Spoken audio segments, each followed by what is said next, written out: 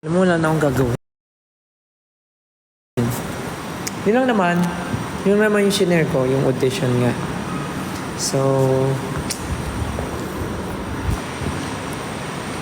pag nag-email sila sa June 7, magla-live ako. I-share ko sa inyo yung result. And sana sabihin nila kung ano yung play para ma-share ko rin sa inyo. And ano pa ba? Yun lang naman yung kwento ko. Sana nagkaroon ng kwenta yung pag-aantay nyo.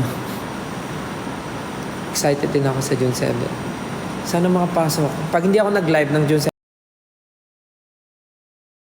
ibig sabihin hindi ako nakapasok. Hindi, dapat may closure. Makapasok ako o hindi, magla-live ako ng June 7. Para at least may closure. Okay ba yun?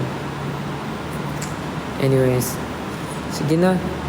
Para makapagpahinga na rin kayo at makapag-prepare ng mga kailangan niyong gawin. Ako din ay kailangan ng kumilos, umuwi. Sige na. Bye 18. Thank you so much. Sana natuwa kayo sa kwento ko. Tanggalin ko na nga to. Sana natuwa kayo sa kwento ko at sana okay lang kayo today. Okay?